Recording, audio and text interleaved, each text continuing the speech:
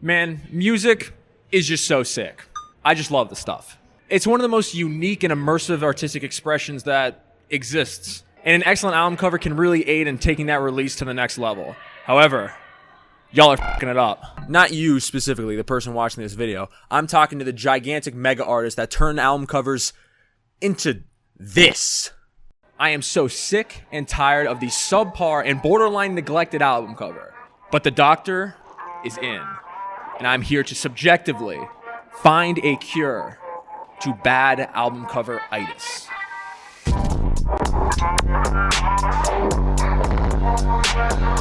My love of album artwork is nothing new. I feel like in every single one of my videos, at some point in there, I cry about how amazing or not the album cover is. Legitimately, I think albums with awesome covers makes the music sound better. Is that a hot take nowadays? Maybe. But my specific gears started turning about this topic a little while ago when The List came out. I think you know which one I'm talking about. Billboard's infamous, see, I used that word right this time, the 100 best album covers of all time. And when I saw this list, I was like, yikes, I could not disagree more. And the wider music scene seemed to agree with me. The list seemed like it was onto something at some points, but other points it's like they were partaking in blindfolded archery. Missing the mark. A big speculation for why the list looks the way it does is this was not just an objective art-only look. I think it was more a bit influenced by the music itself, which is fair in a vacuum, but at that point it limits your picks to albums you've already heard before and not looking at the objective all-time greatest. Because when the word GOAT is thrown around, you kind of unintentionally put your list on this godlike pedestal. Editing Jake here. And this means it isn't a best album covers list. It's a best album with cool covers list. Good album does not equal good cover and vice versa. Does loving the music help? Absolutely it does, but I'm a goddamn scientist at this point. We take the heart out of our findings.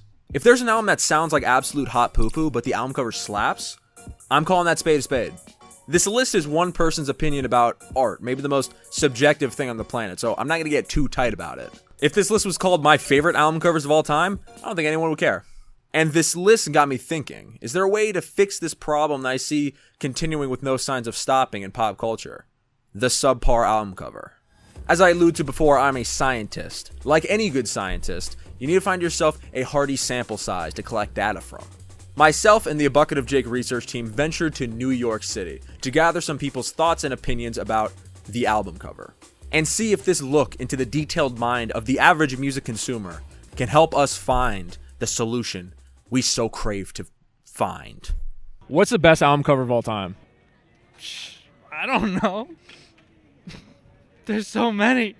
Maybe the Nirvana album with the baby. When they're on Abbey's Road, that one goes crazy. Big fan of the Headhunters album cover with the little guy. Really cute. It's really yellow, and that's really uplifting and cute, isn't it? I think I'm gonna have to say Die Lit, Playboy Cardi. That's a hard question because album covers have definitely changed, but I think top of my head is To Pimp a Butterfly. It was just so savage. Like, bro, in front of the White House, like, just like that whole imagery, it's like Corey in the House, bro. Maybe like College Dropout. It is iconic. I feel like it's pretty recognizable. So what are some characteristics that make an album cover iconic?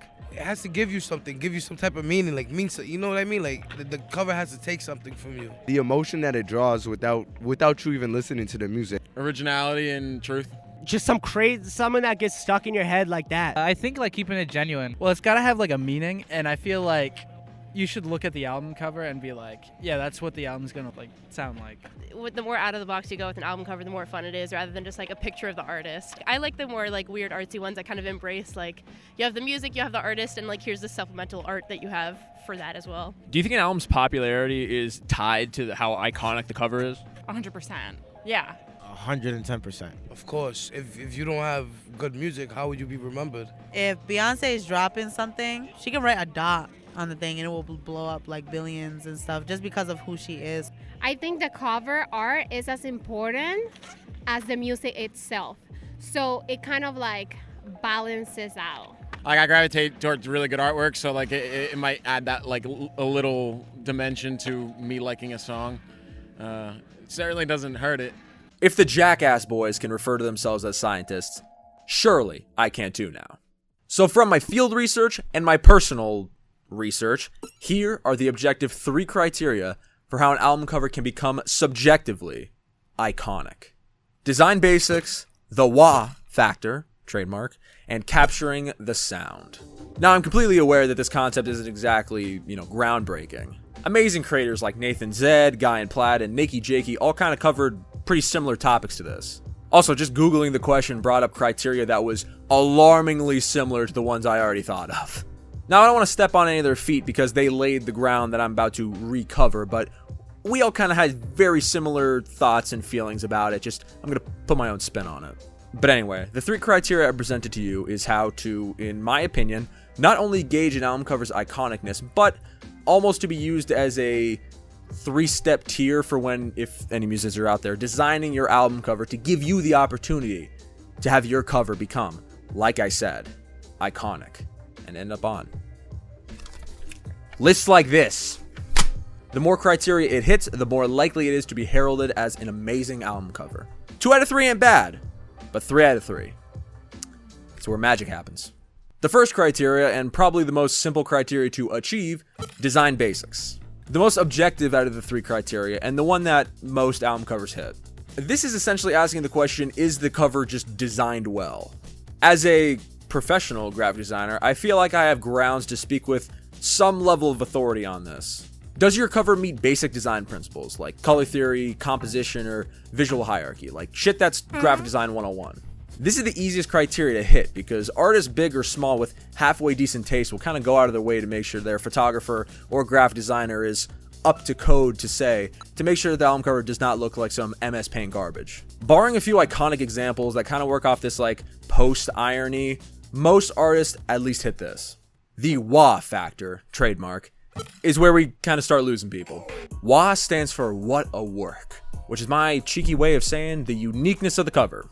And this is where I feel like a large majority of big artists kind of stop. It's my big problem with the Billboard list. Almost everything here hits the first criteria with the design basics, but not as many have that unique WAW factor. You can only have so many person standing with text until it gets kind of boring. The criteria also becomes a little bit more subjective. I may think 70 entrants of person standing isn't really unique enough, but maybe that person does. That's why this is my video. The uniqueness of the cover is what makes it stand out and what makes me go, hell yeah, when I see it. I feel like a lot more smaller musicians or artistic musicians kind of understand this criteria. Making their album cover striking, absurd, and different is something that's going to help them stand out in a lineup, especially when music is so oversaturated with so many albums, you kind of have to stand out. Gigantic artists really don't have to worry about that. The album's notoriety comes from the name it's attached to. That's why it doesn't matter what Drake puts as an album cover. The final criteria is the most subjective and the most difficult to achieve. Capturing the sound. This category is the most subjective because there really isn't a definite answer. Art is consumed by so many different backgrounds, viewpoints, and tastes that maybe an album cover you think represents the sound perfectly is something I couldn't disagree with more.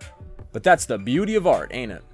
An album cover can be designed well, look visually unique, but capturing the sound of a record, a visual representation of an entire auditory experience, is no small feat. An album where the cover matches the music just creates this cohesion that's just unmatched in any other artistic expression. Most of the time, artists stop at super cool image, like, hell yeah, that rocks. But if you can find a way to wrap the album's themes and messages into this visual package, then it becomes iconic. While every criteria doesn't have to be hit for your favorite album cover, doesn't mean you can't like it. It just means me, Jake, it's going to be a bit of a harder sell to convince me of its iconicness. You know what? I'll even rattle off some examples that are exceptions to my own rule. Death Grips ex-military. If you hand this to a graphic design teacher, they'll laugh you out of the classroom and give you a D. But the imagery is so striking and mysterious. I don't give a shit if the text placement doesn't look good. This album cover fucking goes. Tyler the Creator's Igor. At first glance, nothing really blowing your socks off here. It's just Tyler on a pink background. But the cut paper collage motif not only looks incredible with the black and white grimy image of Tyler contrasted very nicely with the beautiful and light pastel pink, it can even be argued that it represents the music. And Black Sabbath's Paranoid. Look at this fucking thing. How the fuck does this represent how War Pig sounds? It looks like a science fiction synth pop album. But this is one of my favorite album covers of all time, but it doesn't reach my criteria to be considered perfect. Also, I want to squeeze in another record that kind of meets this criteria, but Trout Mask Replica doesn't appear in this video. Just want to give that record a shout out because that cover looks way too good for how the music sounds. However, perfect album covers do exist, in my opinion. And when you stumble across them, it makes the music just that much more impactful. Remain in Light. Like, come on. This is another one of my favorites of all time. It's bright, wacky, and in your face. Just like the music, unashamedly weird. The colors pop so hard, you can't help but see this thing. And it's so unique. Like, why are their faces covered like that? Like, again, perfection. Black Midi Schlagenheim. Talk about an awesome album cover that captures the sound of the album perfectly. This molten mass of distorted machines is like a promotional photo for Tetsuo the Iron Man or something. The grimy and industrial post-rock sound is visualized perfectly with this metal mammoth alliteration. It's such a good album cover. Injury Reserves, By the Time I Get to Phoenix, do I even have to say it? Some may argue that the cover is designed a bit poorly, but counter to that, I feel like it matches the music perfectly. The fugue rap with this blend mode collage is kind of perfect. The colors are striking and it's so beautifully composed and it's weirdly uncanny. Like you kind of know what's going on, but have no idea what's going on. Kind of like the music. Fun fact, the album cover is actually a screenshot from a Nat Geo Wild documentary. I am not kidding either. Young Fathers, Heavy Heavy. They're known for their striking visuals, and this one is one of their best, with Cocoa Sugar being a close second. This loud yellow cascades this abstract figure that's position can be interpreted depending on how the record sounds. Is he raging? Is he dancing? It's that kind of genre bending that Young Fathers has become known for, and they created a perfect visualization for it in the cover. In the Court of the Crimson King. I feel like anyone that makes a video about album covers has to, by law, either include this or Dark Side of the Moon. And like Pink Floyd, it deserves all the hype it receives. Like, look at this fucking thing. Oh my god. Not only does it belong in a museum from the painting itself, but it's so striking and it matches this psychedelic, out of this form version of rock that the music presents. I love this so much, I made a video about the cover of this. Not the album, the cover of it. It's old and I hate it, but let the record show, by multiple others and my personal opinion, this is a perfect album cover. So to package everything in a nice shrink-wrapped record store bow, beauty is in the eye of the beholder. Is the Billboard's list incorrect? In my opinion, yes it is. But that's the key word, in my opinion. If you're an artist out there, heed my word and take my criteria into account so your album cover can have the possibility of becoming iconic. Because hey, thousands of people have Dark Side of the Moon posters, but how many people have Certified Lover Boy posters? Maybe NFR podcast, and that's literally it.